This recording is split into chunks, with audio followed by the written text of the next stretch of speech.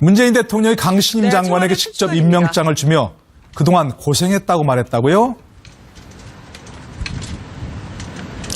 네, 오후 2시에 청와대 본관 총무실에서 임명장 수여식이 있었습니다. 강 장관 남편도 함께 참석해 문 대통령으로부터 꽃다발을 받았는데요. 지난달 21일 내정한 지 28일 만입니다.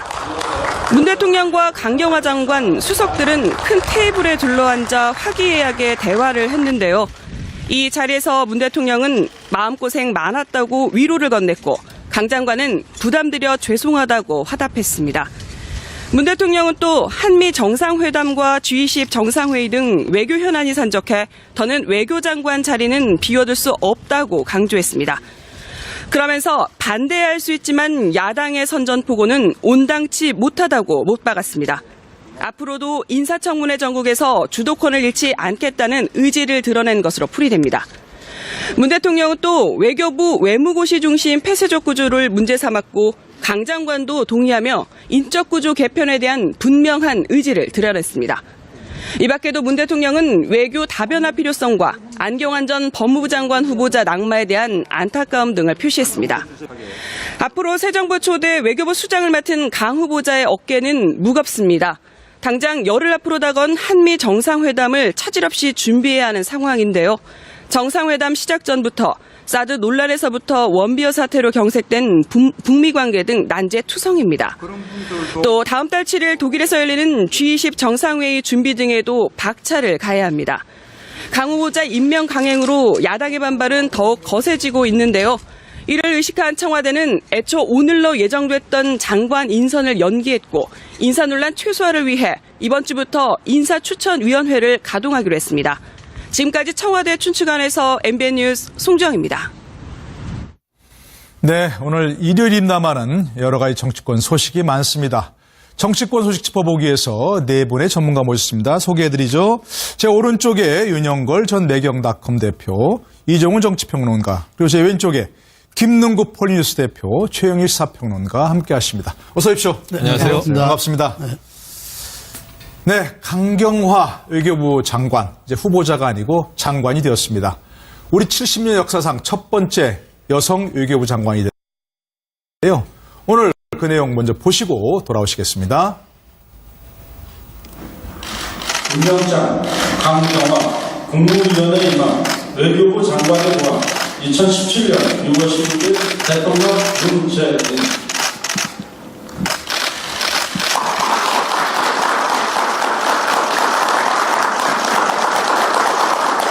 마음고생 많으셨죠? 네, 제가 구속해서 많은 부담을 드려서 너무 죄송합니다.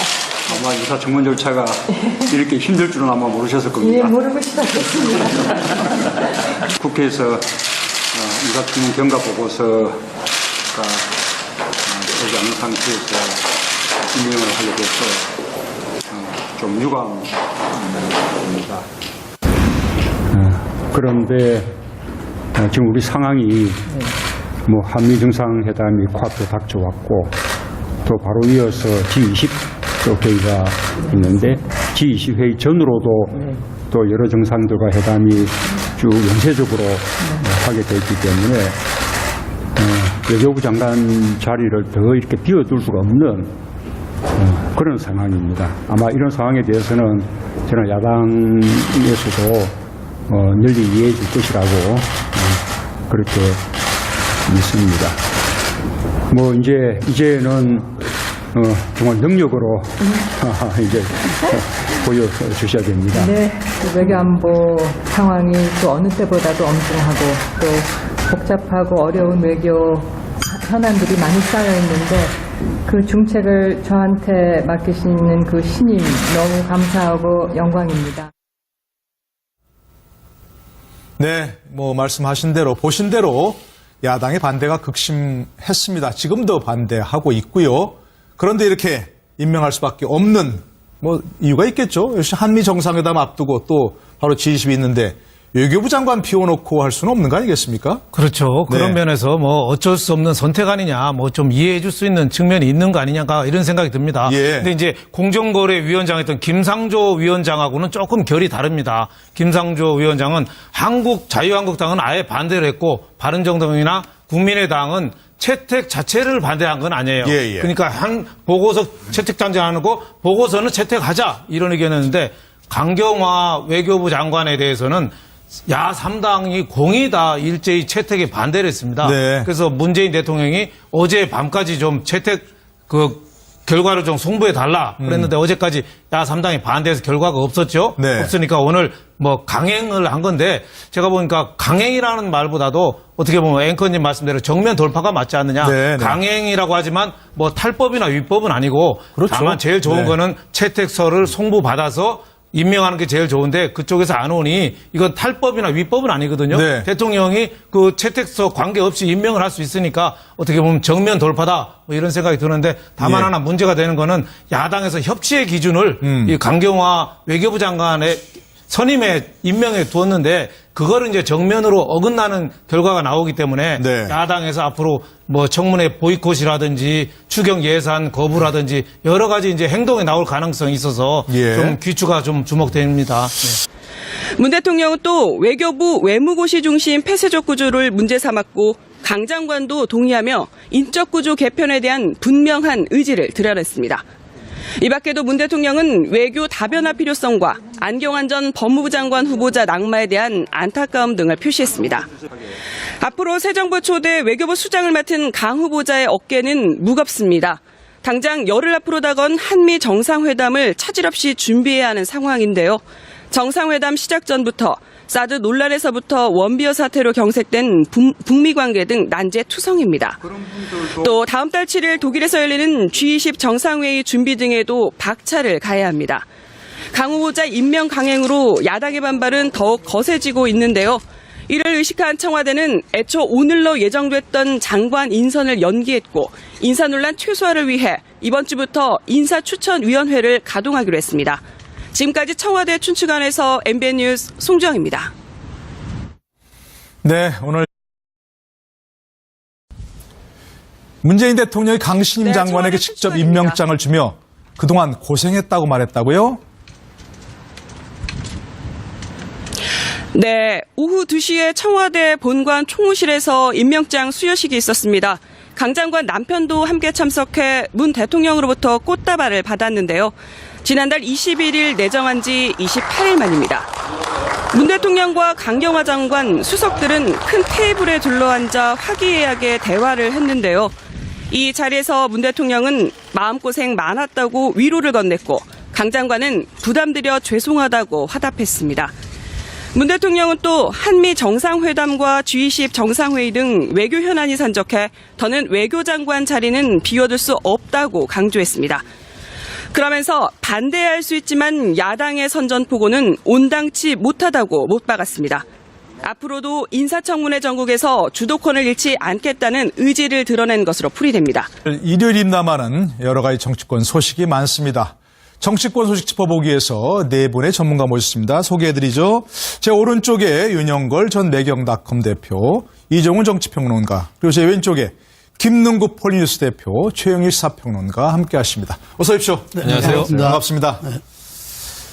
네, 강경화 외교부 장관, 이제 후보자가 아니고 장관이 되었습니다. 우리 70년 역사상 첫 번째 여성 외교부 장관이 됐는데요. 오늘 그 내용 먼저 보시고 돌아오시겠습니다. 임명장 강경화 국무위원회 임명 외교부 장관의 고함 2017년 6월 16일 대통령 문재인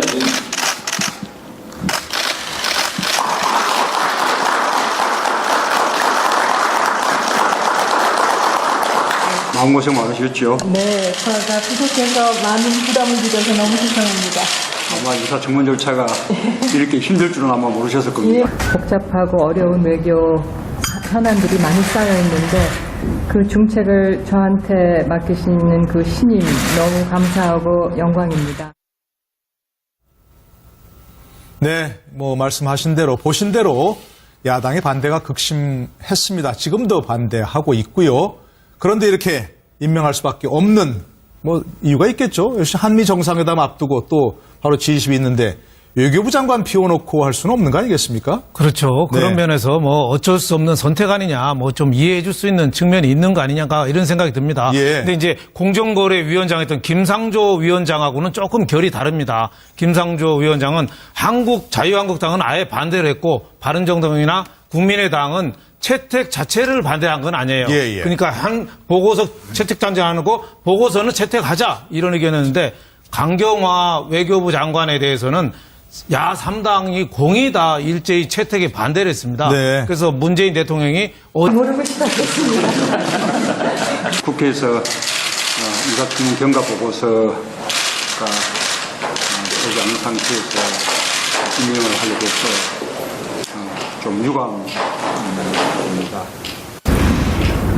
그런데 지금 우리 상황이 뭐 한미 정상회담이 코앞에 닥쳐왔고 또 바로 이어서 G20 또 회의가 있는데 G20 회의 전으로도 또 여러 정상들과 회담이 쭉 연쇄적으로 하게 되어 있기 때문에 외교부 장관 자리를 더 이렇게 비워둘 수가 없는 그런 상황입니다. 아마 이런 상황에 대해서는 저는 야당에서도 널리 이해해 줄 것이라고 그렇게 믿습니다.